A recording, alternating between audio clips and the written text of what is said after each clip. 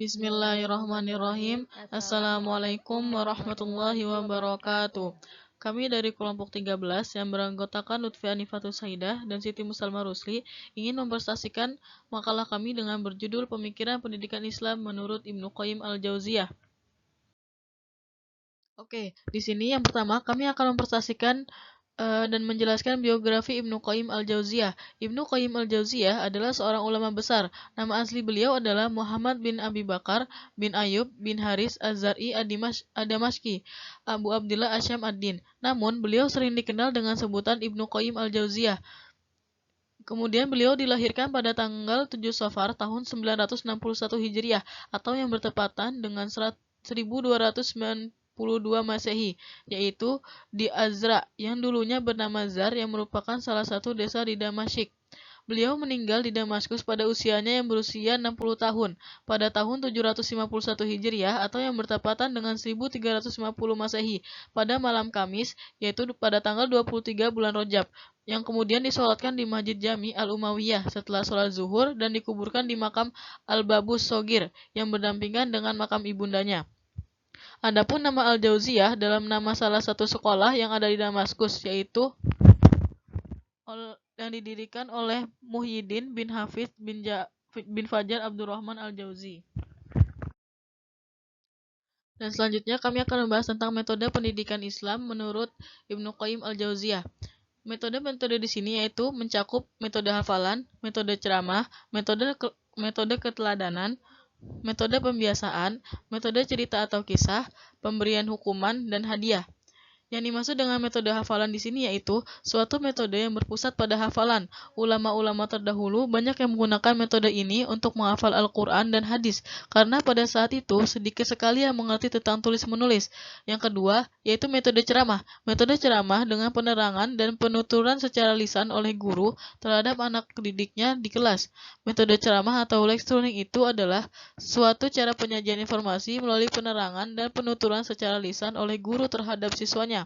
Kemudian yang ketiga yaitu metode keteladanan. Metode keteladanan yaitu metode yang melalui orang tua dari seorang pendidik yang memberi teladan bagaimana cara berbicara, bersikap, beribadah, dan sebagaimana dengan baik dan benar, seperti yang ada dalam Al-Quran pada surat Al-Ahzab ayat 21. Kemudian metode yang keempat yaitu metode pembiasaan.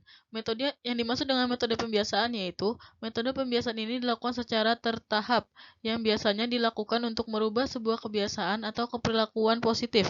Pembiasaan yang baik sangat penting untuk pembentukan watak dan karakter anak didik yang akan terus berpengaruh pada anak itu sampai tuanya. Kemudian yang kelima adalah metode cerita atau kisah. Suatu cara dalam menyampaikan materi pelajaran untuk menentukan secara kronologis bagaimana terjadinya suatu hal, baik yang sebenarnya atau hanya rangkaan saja. Tujuannya agar anak didik dapat memetik hikmah dan mengambil pelajaran dan kisah-kisah yang disampaikannya. Kemudian, yang keenam adalah metode pemberian hukuman dan hadiah. Yang dimaksud dengan metode ini adalah metode bertujuan untuk memberikan apresiasi kepada peserta didik dengan apa yang telah dicapainya, karena melakukan tugas dengan baik dan hadiah yang diberikan tidak harus berupa materi. Sedangkan hukuman untuk memberikan efek jera kepada peserta didik agar tidak menghukumi kesalahan-kesalahannya lagi. Selanjutnya, saya akan menjelaskan tentang konsep-konsep pendidikan Islam. Konsep pendidikan Islam ada 7, yaitu pendidikan jasmani, pendidikan akal, pendidikan agama, pendidikan akhlak, pendidikan rohani, pendidikan rasa keindahan, dan pendidikan sosial.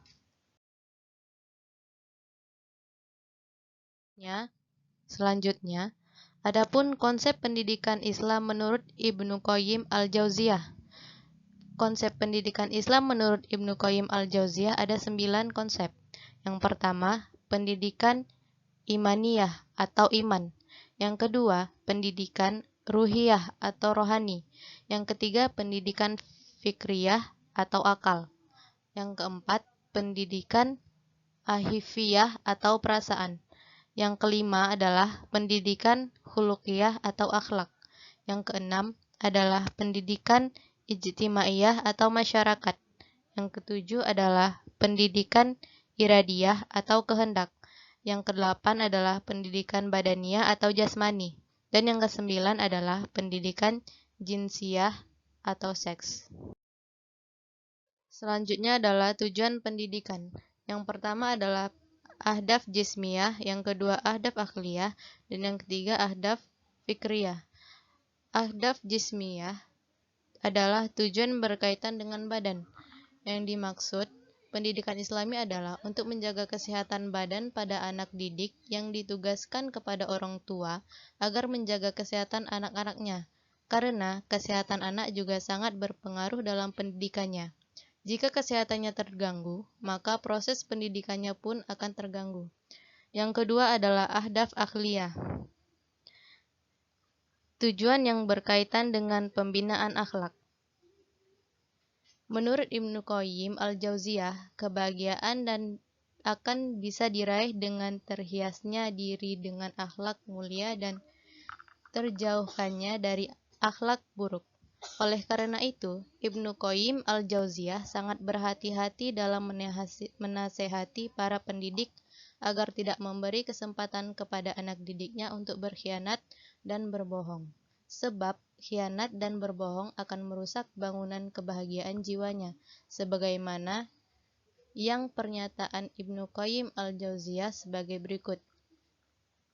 Jika sekali saja terbuka kesempatan bagi seorang anak untuk berbuat bohong dan khianat, maka akan hancurlah kebahagiaannya, baik di dunia maupun di akhirat, dan anak tersebut akan terhalangi untuk mendapatkan seluruh kebaikan dan semestinya dapat diraihnya, jika ia tidak berbohong dan berkhianat. Yang ketiga adalah ahdaf fikriyah, atau tujuan yang berkaitan dengan pembinaan akal.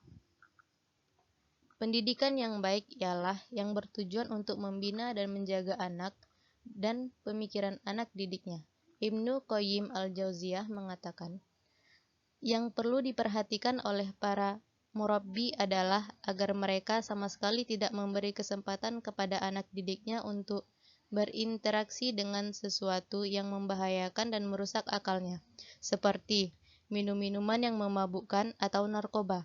Dan hendaknya anak didik dijauhi dari pergaulan dengan orang-orang yang dikhawatirkan akan merusak jiwanya, dan dijauhkan dari melakukan pembicaraan dan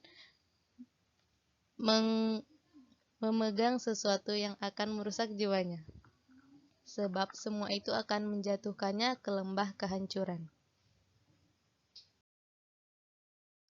Sebagaimana yang dibilang oleh Ibnu Qayyim al-Jauziyah, jika sekali saja terbuka kesempatan bagi seorang anak untuk berbuat bohong dan khianat, maka akan hancurlah kebahagiaannya, baik di dunia maupun di akhirat, dan anak tersebut akan terhalangi untuk mendapatkan seluruh kebaikan dan semestinya dapat diraihnya, jika ia tidak berbohong dan berkhianat.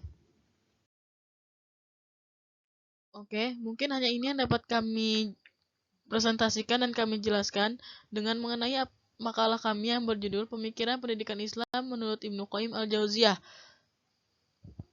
Terima kasih. Wassalamualaikum warahmatullahi wabarakatuh.